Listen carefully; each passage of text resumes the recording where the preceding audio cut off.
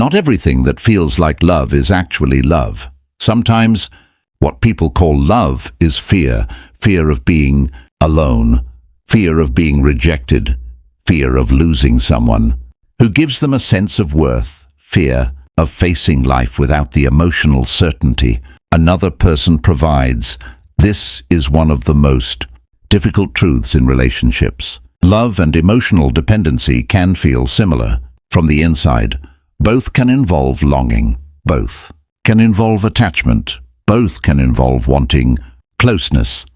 Both can make another person feel deeply important, but they are not the same.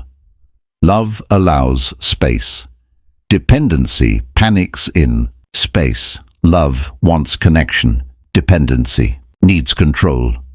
Love cares about the other person's well-being. Dependency often cares more about not being abandoned. Love says, I choose you. Dependency says, I cannot feel okay without you. And when people cannot tell the difference, relationships can become painful, controlling, exhausting, or emotionally unbalanced. This is the focus of today's episode: the difference between love and emotional dependency. In the previous episode, we explored why conflict reveals the truth about a relationship. We looked at how disagreement exposes emotional safety, respect, humility, repair, and maturity. But one thing conflict often reveals is dependency. When someone feels the relationship is threatened, their deeper fears come forward. Do they respond with honesty and care? Or do they become desperate, controlling, manipulative, or afraid of losing themselves? This matters because love does not remove fear completely. Even healthy love can feel vulnerable. It is normal to care deeply. It is normal to miss someone. It is normal to feel pain when connection is strained. But emotional dependency goes further, makes another person responsible for our inner stability. Instead of being a meaningful part of life, the relationship becomes the center of emotional survival. One sign of emotional dependency is the belief that another person must constantly reassure us in order for us to feel secure. Reassurance is not wrong. Healthy relationships include comfort. People need to hear that they matter. They need affection, consistency, and emotional presence. But when reassurance becomes the only thing holding a person together, the relationship begins to carry too much weight. A delayed message becomes panic. A change in mood becomes a threat. A request for space becomes rejection. A disagreement becomes fear that everything is ending. The dependent person may not simply feel sad or concerned. They may feel emotionally unsafe inside themselves. So they reach harder, they ask more questions, they seek constant proof. They may become suspicious, demanding, or afraid. And often underneath that behavior is not selfishness, it is fear. The fear says, if you pull away, I disappear. If you stop choosing me, I lose my worth. If you leave, I will not know who I am. This is why emotional dependency can become so painful. It turns love into emotional survival. Another sign of dependency is losing the self inside the relationship. A person may slowly give up their own needs, opinions, friendships, routines, goals, or boundaries in order to keep the connection secure. At first, this may look like devotion. They are always available. They always adjust. They avoid disagreement. They try to become exactly what the other person wants. But over time, something disappears. Their own voice, their own rhythm, their own identity. They may become so focused on keeping the relationship that they stop asking whether the relationship is actually healthy for them. This is not love in its mature form. Healthy love does not require self-erasure. It does not ask a person to disappear in order to be accepted. It does not demand that someone abandon their inner life for the sake of closeness. Love can include sacrifice, But sacrifice is not the same as losing yourself. In a healthy relationship, both people can stay connected while remaining whole. They can care deeply without becoming consumed. They can adjust without abandoning themselves. They can belong to each other emotionally without becoming possessions. Dependency struggles with this balance. It may interpret boundaries as rejection. It may interpret independence as distance. It may interpret self-respect as selfishness, and when that happens, love becomes tangled with fear. Another sign of emotional dependency is the need to control. This can be hard to admit because control often disguises itself as care. A person may say, "I just worry about you. I just need to..." No, I just want to feel secure. Only act this way because I love you. But love does not need to monitor another person constantly. Love does not need to own every moment. Love does not need to shrink someone's freedom so the other person can feel less afraid. When fear becomes strong enough, dependency may try to control what the other person does, who they talk to, how quickly they respond, how they spend time, and how much independence they are allowed to have. This is where dependency becomes damaging.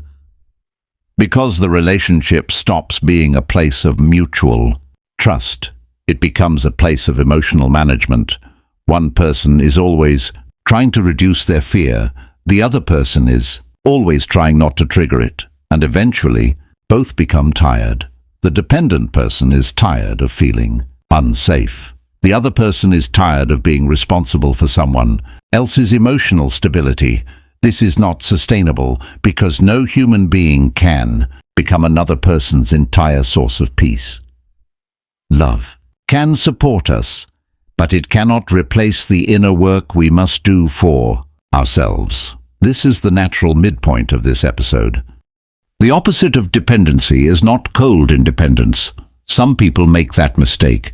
They think the answer is to need no one, trust no one, and depend only on themselves. But that is not emotional maturity. Human beings are made for connection. We need support. We need closeness. We need belonging. We need people who care when life becomes heavy. The problem is not needing others. The problem is needing them in a way that destroys freedom, honesty, and self-respect. Healthy love includes interdependence. Interdependence means I can stand as myself and still connect deeply with you. I can need support, but I do not make you responsible for my entire identity. I can love you, but I do not own you. I can miss you, but I do not collapse when you need space. I can be close to you, but I still remain responsible for my own growth. Interdependence is mature connection. Allows closeness without control. It allows vulnerability without self-abandonment. It allows commitment without possession. This is the kind of love many people are actually looking for. But to build it, we must become honest about what we are bringing into the relationship. Am I loving this person, or am I using them to avoid loneliness? Am I choosing this relationship, or am I afraid I cannot survive without it? Am I caring for them, or am I trying to control them because I feel unsafe? Am I giving freely, or am I giving so they will not leave? Am I staying because the relationship is healthy, or because being alone frightens me more than being unhappy? These questions are not easy, but they are necessary, because emotional dependency often grows where self-worth is fragile. When a person does not feel whole within themselves, they may look for another person to complete what feels missing. But another person cannot permanently heal the wound of not feeling enough. They can love us. They can support us. They can remind us of our worth. But if we do not begin to build self-worth within ourselves, we may become dependent on constant external proof.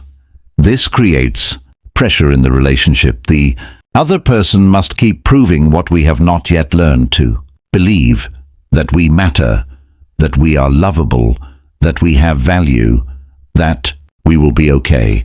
And while reassurance can be kind, it cannot do the whole work of healing. At some point, each person must develop self-trust. Self-trust says, even if someone disappoints me, I will not abandon myself. Even if a relationship changes, I can face the truth. Even if I feel lonely, I do not have to chase what harms me. Even if I love someone deeply, I can still protect my dignity. This kind of self-trust changes how we love. It allows us to love with open hands instead of closed fists. It allows us to choose connection instead of clinging to it. It allows us to recognize the difference between longing and fear. Love becomes healthier when it is no longer driven by panic. Another important difference between love and dependency is how each responds to the other person's growth. Love can feel challenged by change, but it can still make room for it. If someone grows, matures, discovers new interests, sets healthier boundaries, or becomes more honest, love tries to understand.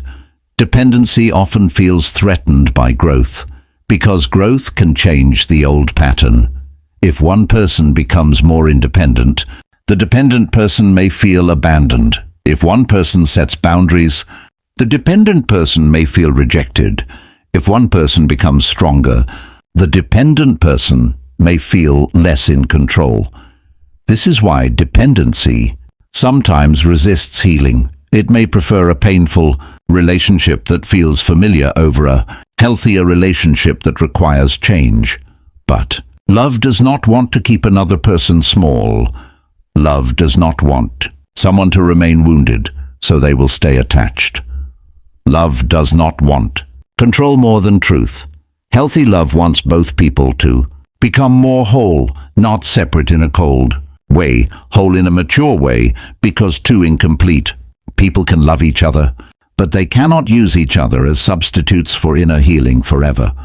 Eventually, the weight becomes too heavy. So how do we begin moving from dependency toward healthier love?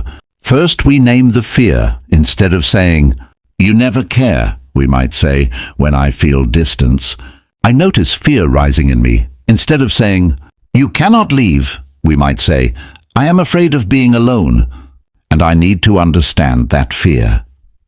This does not solve everything, but it changes the conversation from accusation to awareness. Second, we rebuild a life outside the relationship. A healthy relationship should be important, but it should not be the only source of meaning.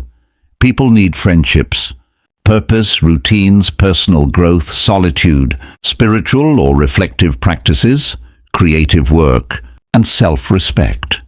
The more a person's life has healthy supports, the less pressure the relationship must carry. Third, we practice boundaries.